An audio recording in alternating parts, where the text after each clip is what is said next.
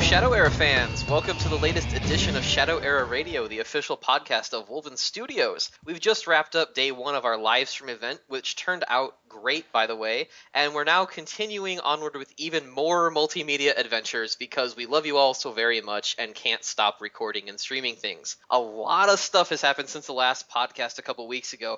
Most notably, the entire Dark Prophecies expansion set's been released on the ShadowEra.com forums, and when we asked for listener questions this week, you guys gave us a ton of them again, which is awesome. We love that.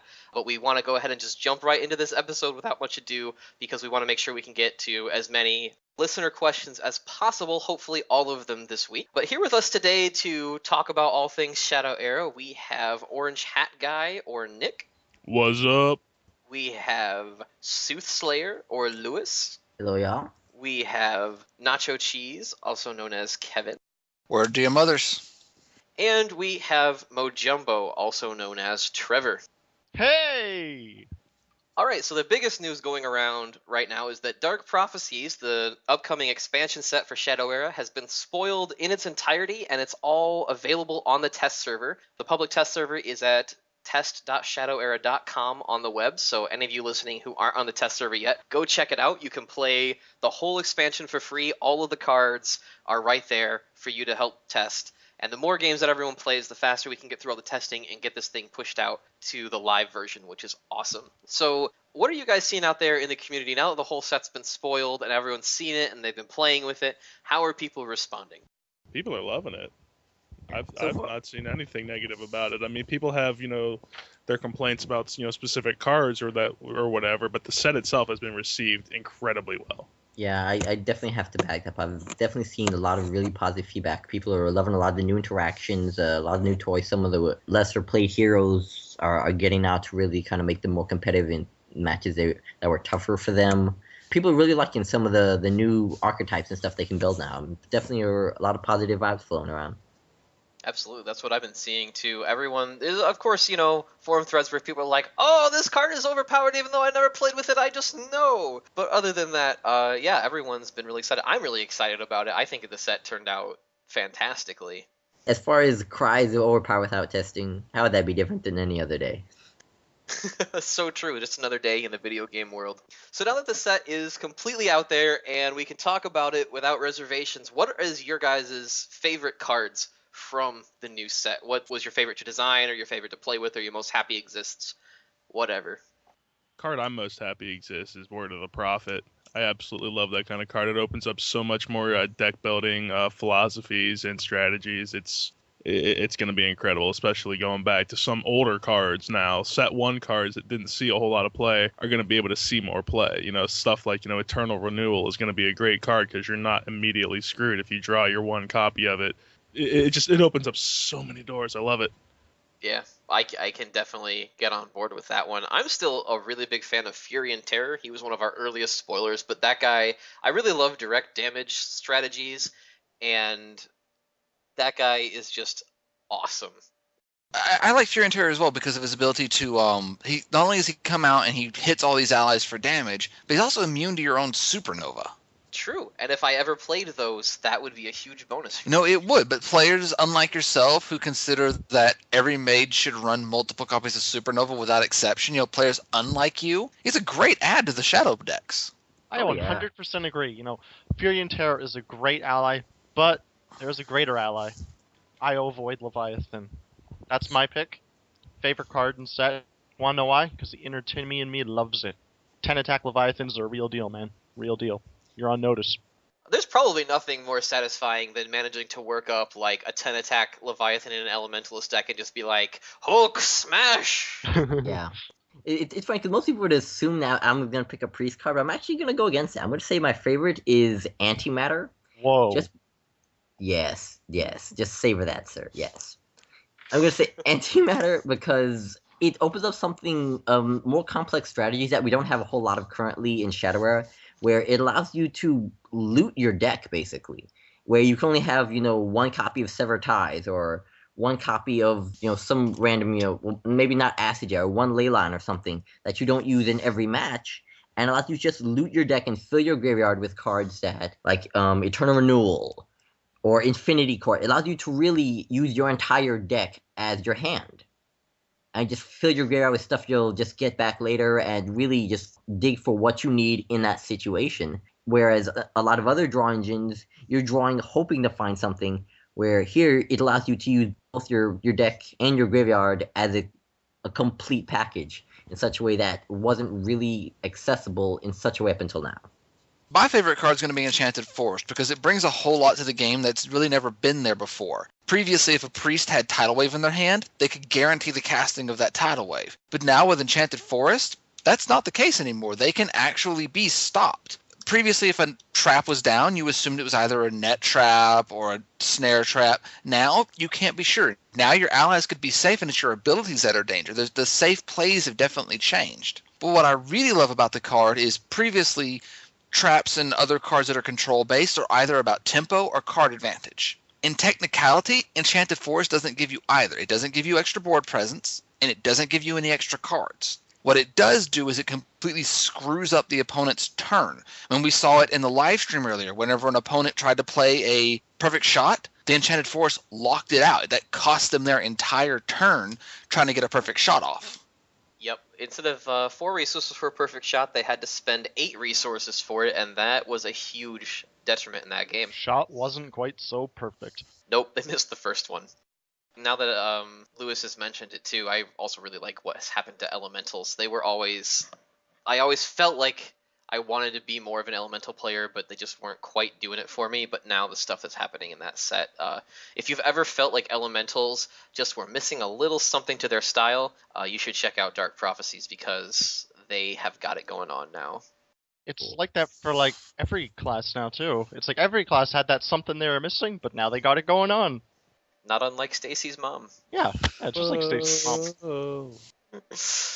Yeah, so speaking of the live stream and everything, we had a tournament that we broadcast today just before we were doing this podcast, and everyone got to see Dark Prophecies in action. Some of the high-ranked players in the game came to this tournament and showed off their stuff. It was a really great time. We're going to do it again tomorrow. I think this podcast will it'll be in the past by the time this podcast gets to YouTube, but that is a really great time, and we're planning on doing more stuff like that. So all you guys were there for the live stream. What was your favorite part of it? What were some memorable highlights from what we did today? For me, it was seeing Bataru just take a game, and in just like that second game between Kakamong and Anson, Bataru wasn't even being nice anymore. That turn 4, when he turned turn 4, which is normally a skip turn, and a turn you just put up draw engine, and he turned into this massive power turn that ended up being what won him the game. Seeing stuff like that, it made my day. Indeed. I was shocked by the brackets, actually. Just I kept putting the brackets up on the stream just to show, hey, check out all this stuff that used to not be very good, and now it's actually competing. Even Baduru won the tournament, you know? That was Kakamong's Baduru deck up against Anson's Banebow deck, which that was a great match, and Baduru really took him to task. I mean, both players did an excellent job. They took it to best of 3, but Bataru's second game, I think, really shined at what Bataru's going to be able to do now. That was definitely, a highlight of the day, was seeing, a Baduru who was usually hero relegated to more casual play, seen used in a competitive tournament, and, with a really solid build, played really efficiently, really well, and putting up, really impressive results. And as far as a highlight for me, I'm gonna be selfish and say that it was my streamed match against Majumbo here. Oh, A lot of shenanigans there. That was indeed a great match. I loved it because, someone won. Someone. Who made Someone else lost. Shameless plug inserted here. Going back to the tournament, though, I actually think the highlight for me was watching Greymaster play his Zaladar deck. I mean, it lost to Banebow in the semifinals, but, it was a great deck. I just loved watching Contaminated Water go to town. Saw Shadow Vein, saw, Antimatter. All these new cards being used. It felt like a new strategy. I liked it. Oh, absolutely, absolutely. I mean, the only thing that, it was definitely played really well. I mean, the only thing that I was a little bit critical of was I didn't quite understand the logic of chucking the Soul Reapers. But I'm going to assume that he had a strategy and he had a plan and he knew what he was doing. But it was definitely, a lot of really new tech stuff kind of Contaminate Water put in serious work there, and the first match he played it, I believe Anton was his opponent, didn't really know what to think of it and kind of left it for a while, and by the second and third match, when he saw how pivotal it was, really went out of the way to try and get rid of it quickly.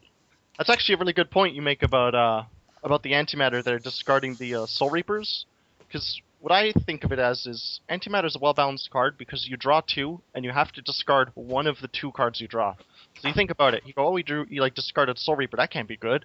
But the other card he drew could have been better at that time, and he could have desperately needed, say, that Shriek or that Thaddeus. I think that's kind of what was the, say, thorn in his side when he played antimatter.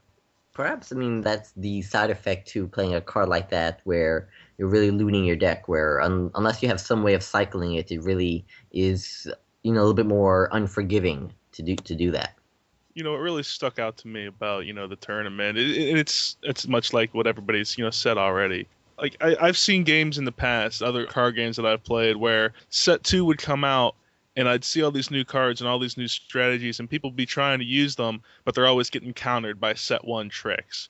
When I'm looking at this game, especially looking at this tournament and the things that people have come up with, it makes me think, hey, I'm going to have to relearn how to play this game. I'm going to have to actually try and keep up because there's a lot further to go. My old skills are not enough anymore. And that's the feeling that you really want to deliver with a new set to any game, and I'm really proud of the way that we did that. It's funny you should bring up a really interesting point, because I'm seeing from the opposite view that I also really appreciate that a lot of games I've played where you're seeing that as the second set and the third set and the fourth set come out, a lot of the time they just really outmode the older set, because the new one has cards that are more powerful and they're just so blatantly better than the previous set that it outclasses 9 out of 10 cards from the previous set. No, you're absolutely right. If the power creep is too fast or too strong, that would be a terrible thing. But what I'm seeing is that the new strategies are involving new cards and old cards. These are old cards being used in ways that they've never been used before, and that is just absolutely fantastic. Well, absolutely. You're seeing all cards that were all stars in Call of the Crystals that are they're not being cast aside now. You're seeing Gargoyles are still great allies. You're seeing Thaddeus still great allies. You're still seeing Shrieks. And a lot of these cards that were good cards then, you're seeing them played as well. Let's not forget the Serena game where Serena was on the ropes. Every one of us was calling her down, and all of a sudden these Priests of the Light come out of nowhere and put Serena into a winning position. Absolutely. They won that game on the back of Priests of the Light alone. Aldon did some work, too. Well, he did. But by that point, the Priests of the Light is what really put Serena back in that fight. That staved off that kill shot, that extra 2 turns they needed.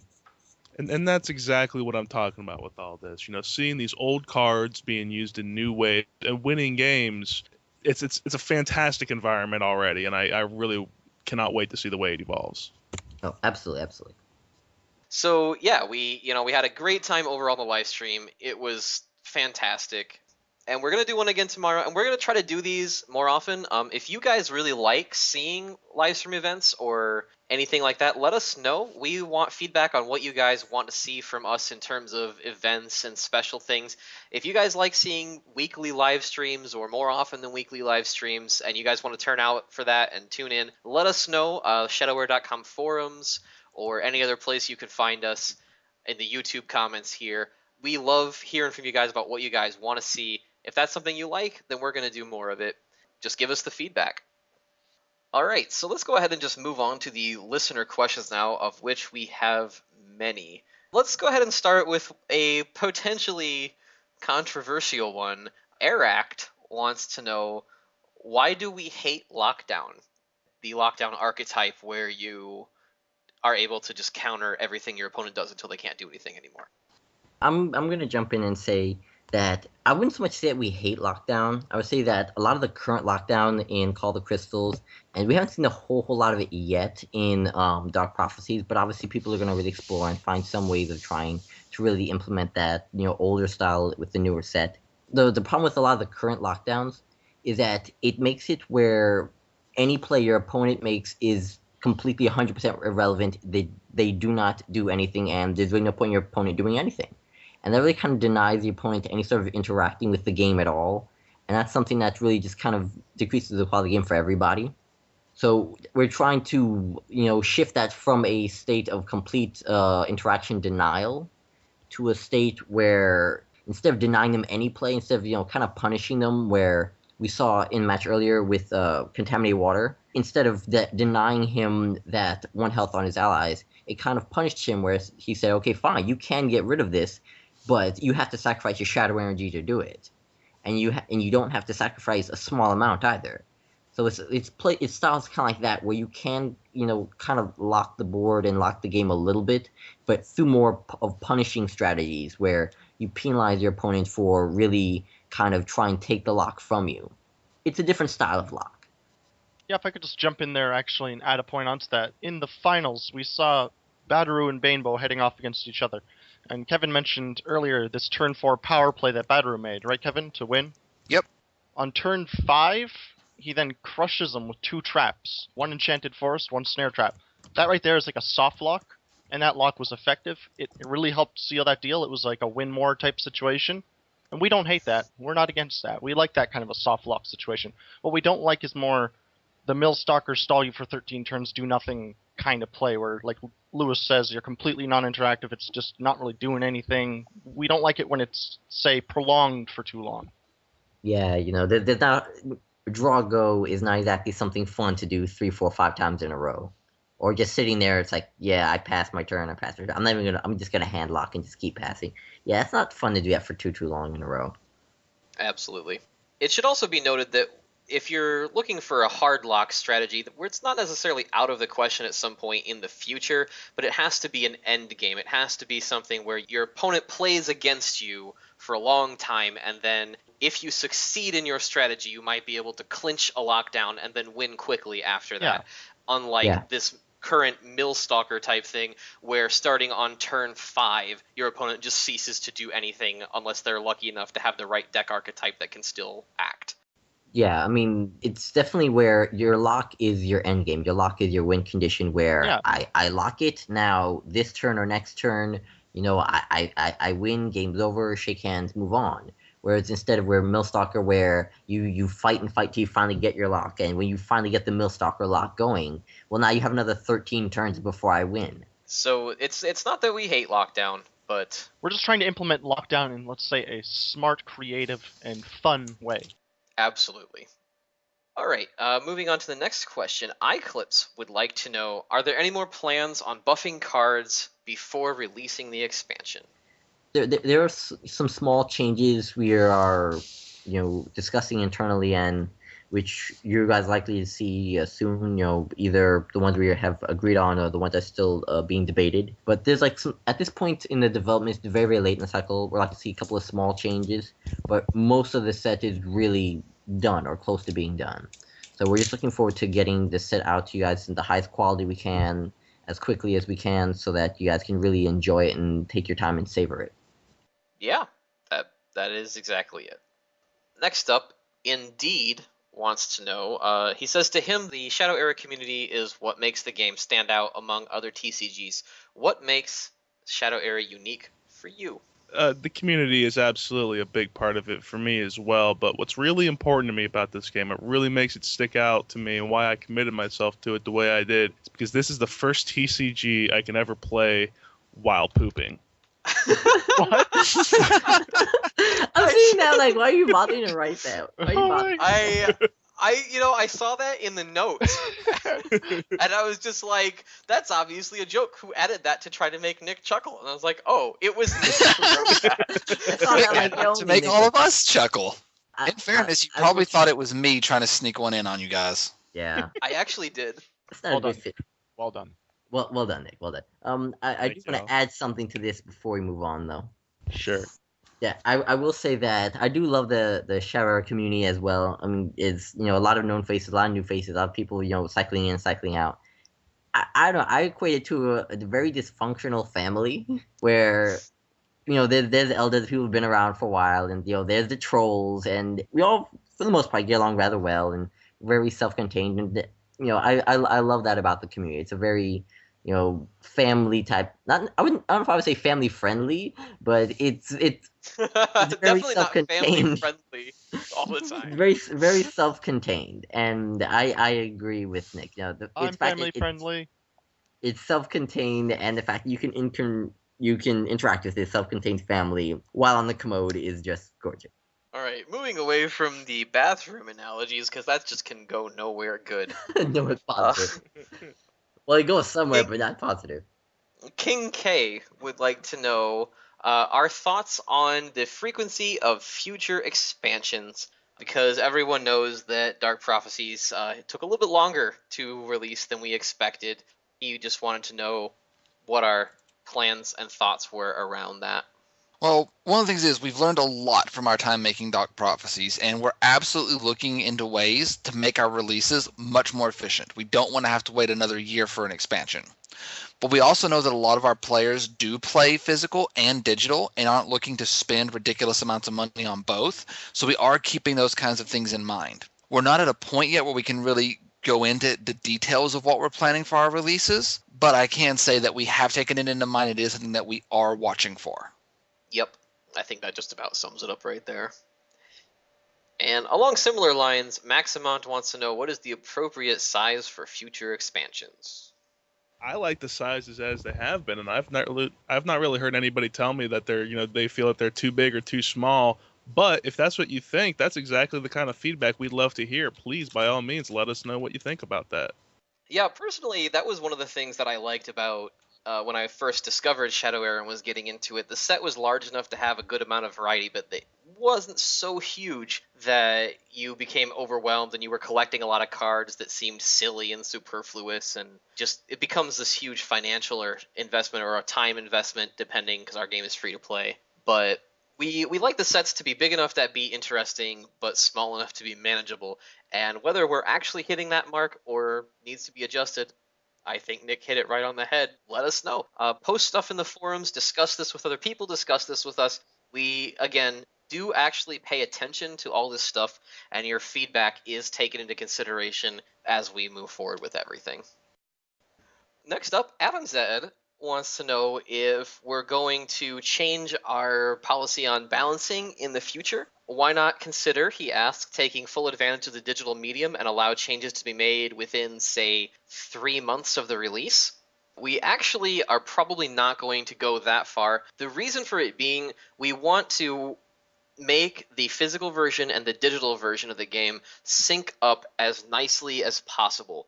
That's the reason why tweaks could be made to the live server cards until the point where we've sent the cards to be printed. Once we can't change those anymore, we're not going to be doing any retcons or changing of the digital version, because it would be really annoying and frustrating if players actually had to learn two different versions of the game.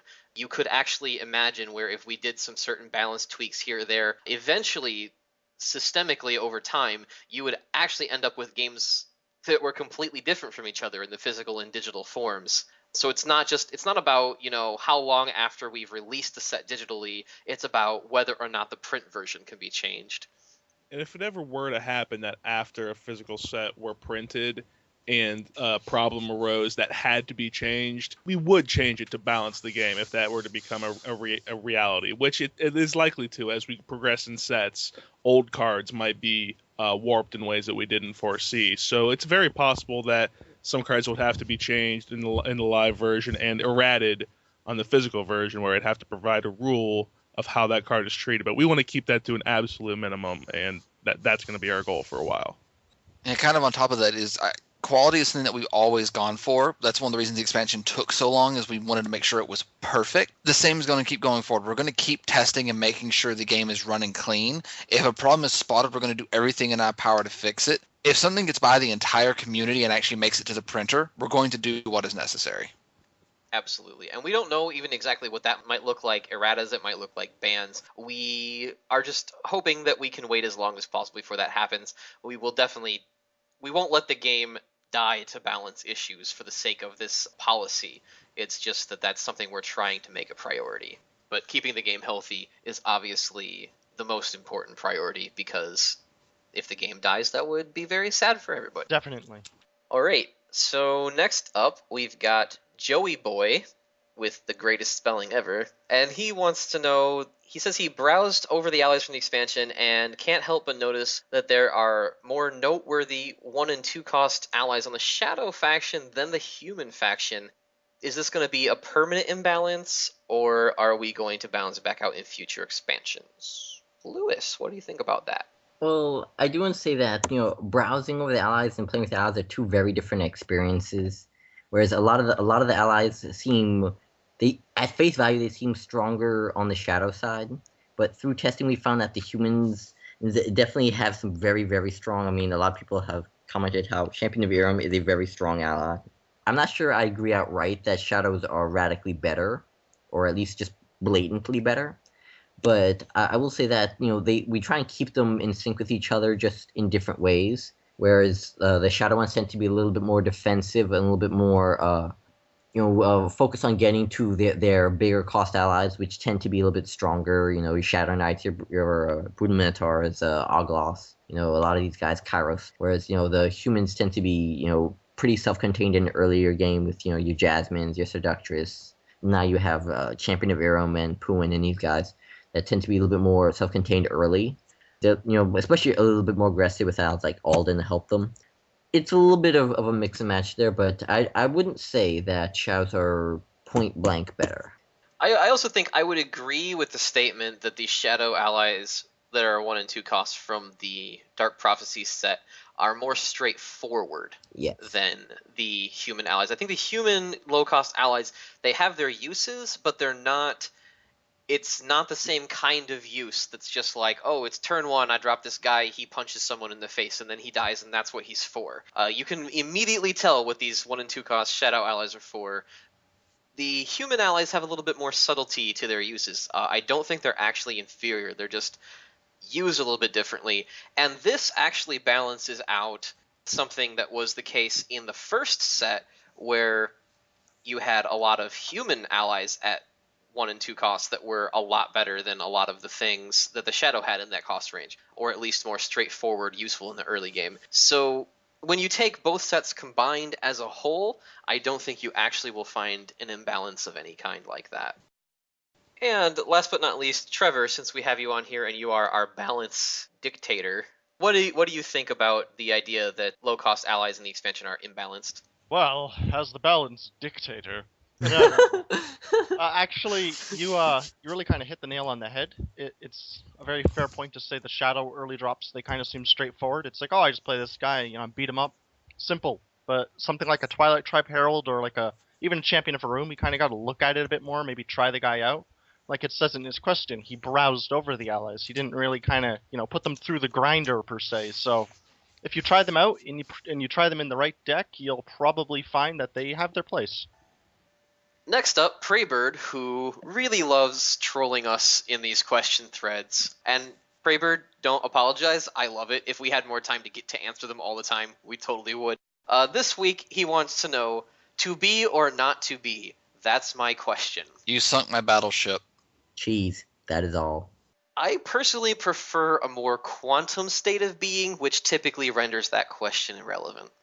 4-H or not 4-H is a much easier question. I think that we can all agree to.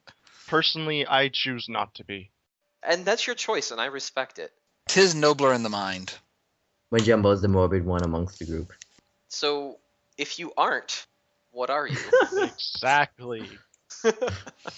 He's I avoid Leviathan. That's what he is. He is I avoid Leviathan. Actually, I'm the balanced dictator. That's true. But you chose to be the balanced dictator. When you choose not to be, are you still the balanced dictator? Well, I chose not to be I avoid Leviathan, therefore making me the balanced dictator. Clever close to that paradox.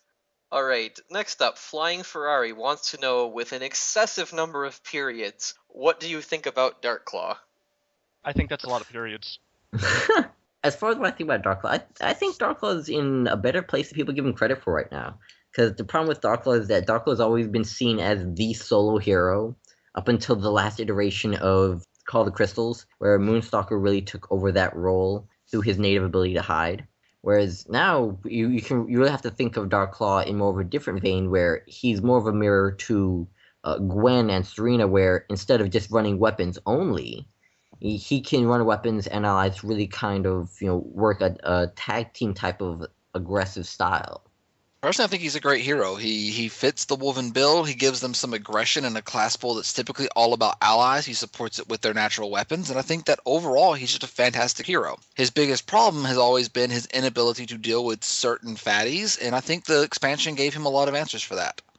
I actually played around a lot with Dark Claw in 1.5 before the expansion, and he was very close to being really, really good. He just needed a little bit of a nudge, and I think that nudge is potentially there in Dark Prophecies. It's a little bit early to call, what is the best strategies in the new meta, because no one has any idea what the new meta even is. Everyone's still playing and figuring this stuff out. But I would not overlook Dark Claw. He was not that far off the mark in terms of being really, really good last time. I mean, you could actually make decent decks with him, and so now it might be time to take another shot. Drakon, I'm looking at you. I'm looking at him too. We're all staring quite hard at you, Drakon. Feel the burn. Feel the burn. Feel the burn.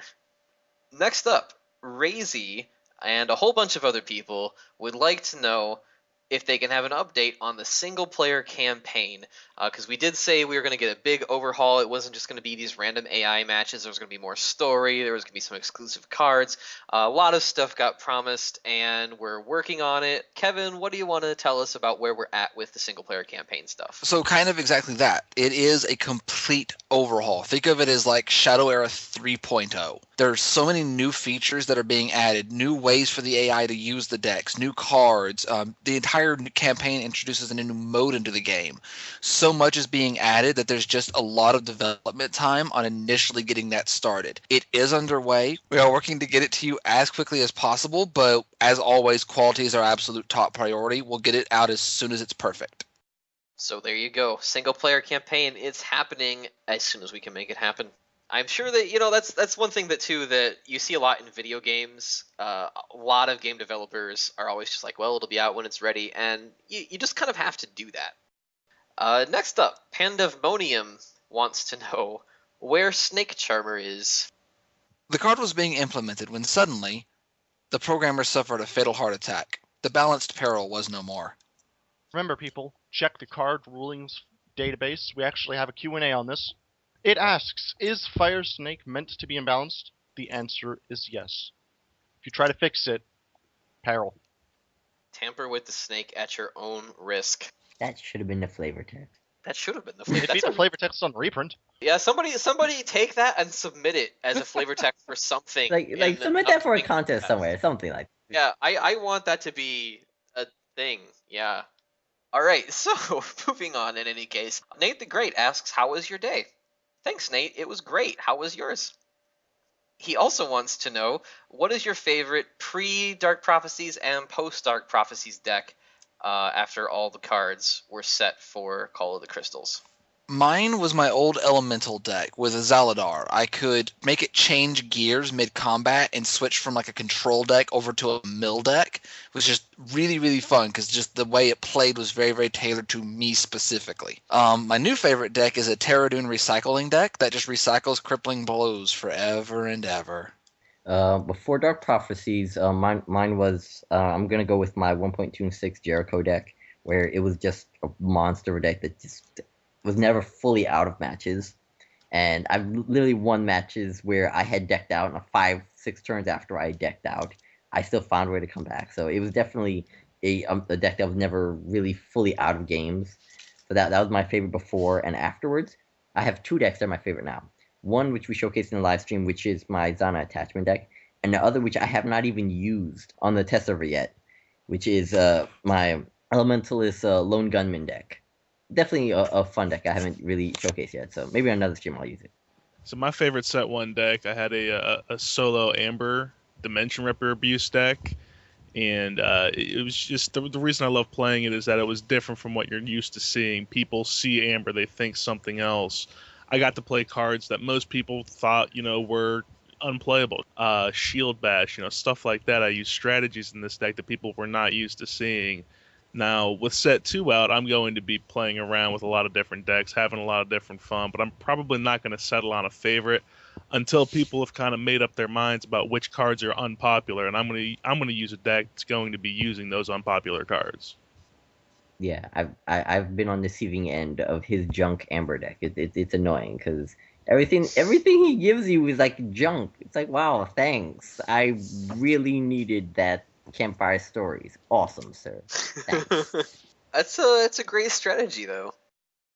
My favorite deck pre Dark Prophecies always been my Magia control / aggro kind of portal deck thing. / double Mid-range. fireball deck.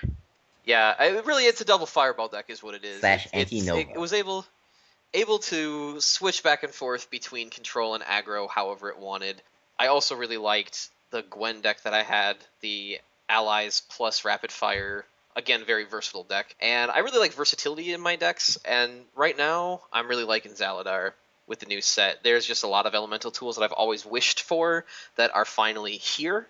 And I'm having a whole lot of fun using this direct damage control / aggro-ish thing.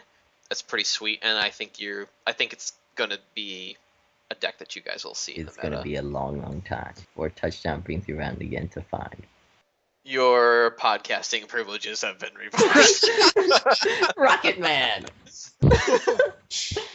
I don't even.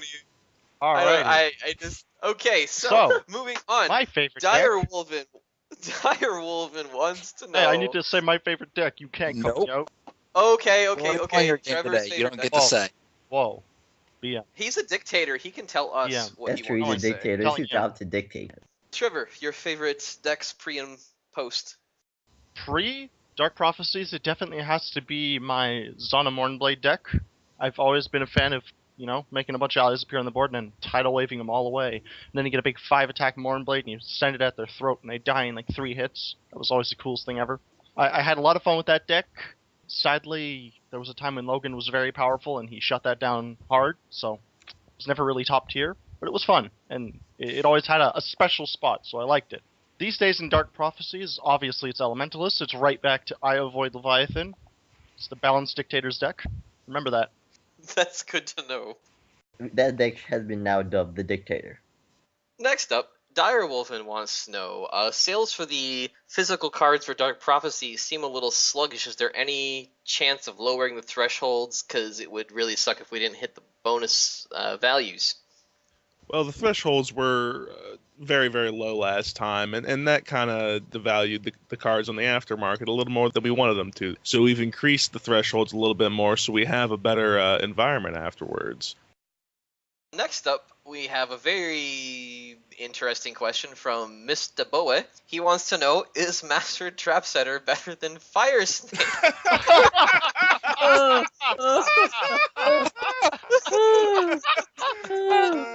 Good one, bro. Oh, good one. Yeah. So anyway, yeah, I think that one explains itself. Yeah. Moving on. Nazbeast wants to know, can we expect more dual animations like the ones we've already implemented, like the swords and the claws and all that stuff when cards fight each other? Or maybe we could have the single-player overhaul add this in. I'd really like to see that because it would make the gameplay a lot more enjoyable. What's the word on that? So absolutely yes. If you play on the test server at test.shadowera.com, you can see that some animations like stealth and disabled have already been added on the current version that's out there. So I would definitely say that more animations are being added, and the single player campaign will definitely have some new ones as well.